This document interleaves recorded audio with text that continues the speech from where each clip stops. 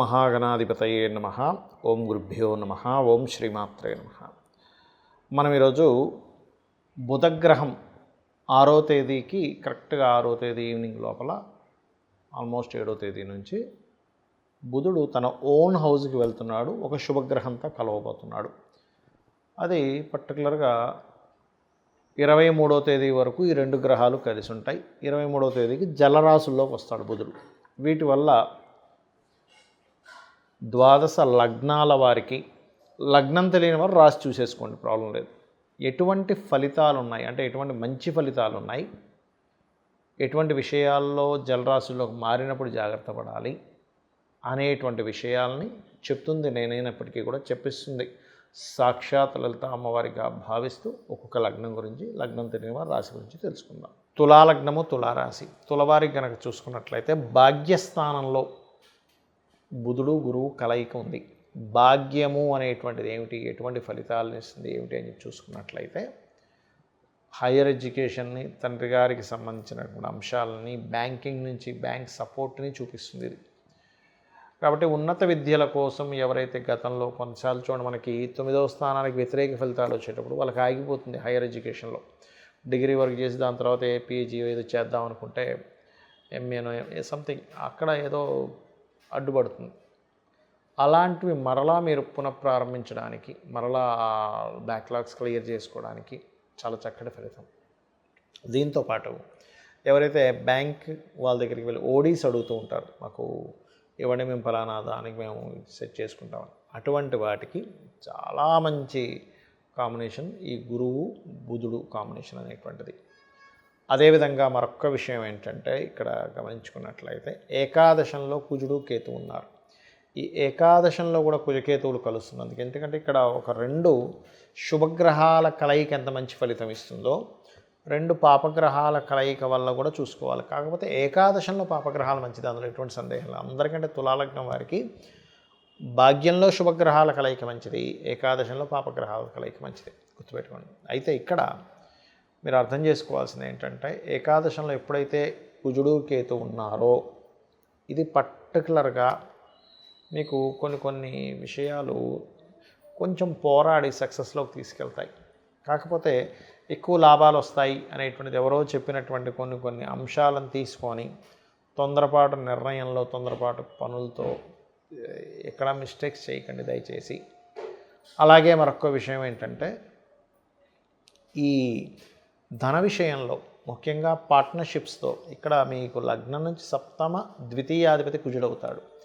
ఎప్పుడైతే ధనాధిపతి పార్ట్నర్షిప్ కారకుడు, జీవిత భాగస్వామి కారకుడు కుజుడవుతాడో ఆయన వెళ్ళి కేతువుతో కలుస్తున్నందుకు పార్ట్నర్షిప్స్లో పెట్టేటువంటి ధన విషయంలో కొంత జాగ్రత్తగా ఉండాలి. పుణ్యక్షేత్ర దర్శనాలు, భగవత్ అనుగ్రహము, దేవతా అనుగ్రహానికి కూడా మంచి ఇది తులాలగ్నం వారికి చూసుకుంటే. ఎందుకంటే ఎంత ఈ లగ్నానికి పాపైనప్పటికీ గురువు బుధుడిని కలవడం వల్ల అది మంచి ఫలితాలు కూడా ఇస్తుంది. ఇక మీరు నిత్యము చేయవలసిన దేవతారాధన కుజకేతు రవిగ్రహాల దగ్గర దీపారాధనతో పాటు దుర్గాదేవి యొక్క అష్టోత్తరం చేసుకోండి. సహజంగానే పంచమ స్థానం కుంభరాశి అయినందుకు కాళికాదేవి చెప్తాం. కాళికాదేవితో పాటు ఓం దుమ్ దుర్గాయ నమః. దానివల్ల ఏమవుతుందంటే ఊహలు, రాంగ్గా ఆలోచించేటువంటి ఊహలు తగ్గుతాయి. మనం ఏదైతే జరగబోతుందో దాని మీద మన కాన్సన్ట్రేషన్ ఉంటుంది, అన్ని విధాల సక్సెస్ కూడా ఉంటుంది.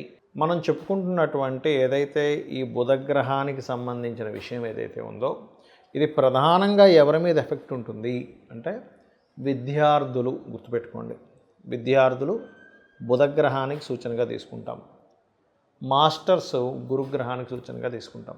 సో ఈ బుధుడు గురువు కలయిక వల్ల ఏమిటి అంటే ఒకటి ప్రపంచవ్యాప్తంగా, దేశవ్యాప్తంగా తీసుకుంటే ఈ రెండు గ్రహాలు ఎప్పుడైతే 6వ తేదీ నుంచి 23వ తేదీ వరకు కలిసి ఉంటున్నాయో షేర్ మార్కెట్కి ఒక మంచి ఇది, మార్కెటింగ్ రంగాల్లో ఉండేటువంటి వారికి మంచిది. మీరు ఏదైనా ఒక వార్తని స్ప్రెడ్ చేసేటప్పుడు లేదా మనం చూడండి ఒక్కోసారి ఫలానా డిజిటల్ మార్కెటింగ్ రిలేటెడ్ సంబంధించిన వాటిల్లోని షేర్ మార్కెటింగ్లో ఫలానా దాని మీద ఇన్వెస్ట్మెంట్ చేస్తున్నాము, మీకు గనక మీ జన్మజాతకంలో మంచి టైం నడుస్తుంది.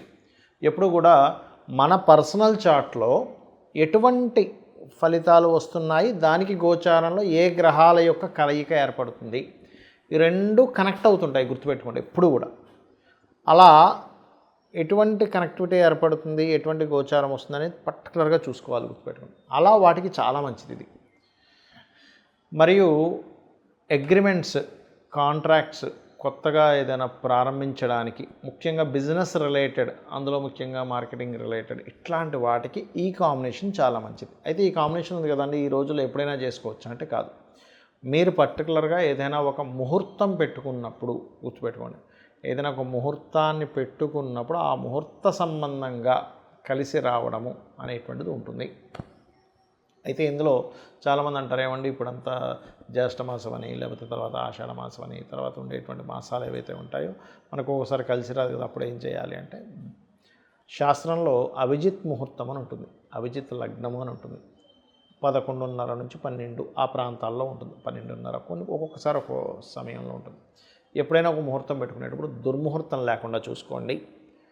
దుర్ముహూర్తము, అదేవిధంగా వర్జ్యం లేకుండా చూసుకోవాలి. వర్జ్యం అనేటువంటిది ఉండకూడదు. చాలామంది తెలియక కేవలం రాహుకాలం చూసుకుంటారు. రాహుకాలం తమిళనాడు సైడ్ వాళ్ళది, మనం పాటించడంలో తప్పేం లేదు, కానీ అది వాళ్ళకి పనికి వస్తుంది.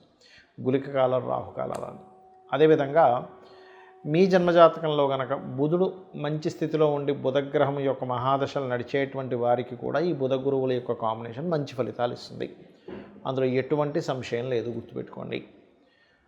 అలాగే మరింత మంచి ఫలితాలు రావాలి ఈ బుధగ్రహ సంబంధించినటువంటి విషయంలో, గురుగ్రహ సంబంధించిన విషయంలో అని చెప్పి చూసుకున్నట్లయితే, మీకు దగ్గరలో ఏదైనా ఆలయం ఉన్నట్లయితే ఆలయం దగ్గరికి వెళ్ళి బుధగ్రహానికి గురుగ్రహానికి మధ్యలో అటు ఇటు 2 గ్రహాలు ఉన్నాయి, గుర్తుపెట్టుకోండి. ఎప్పుడు కూడా ఒక గ్రహం ఫలితం ఇవ్వాలంటే అటు ఇటు ఉండే పాపగ్రహాలు ఉంటే వాటికి రెమెడీ చేసుకోవాలి. అంటే కుజుడు, కేతువు, రవికి రెమెడీ చేసుకున్నట్లయితే 100% బాగుంటుంది, అందులో ఎటువంటి సందేహం లేదు, గుర్తుపెట్టుకోండి. అలాగే మరొక విషయం, గోవులకి క్యారెట్స్, గ్రాసము మరియు గోధుమ రవ్వ తినిపించడం ద్వారా ఆటంకములు ఏర్పడము, అనవసరమైన గొడవలు పడ్డము, ఇటువంటి వాటి నుంచి మీరు బయటపడతారు.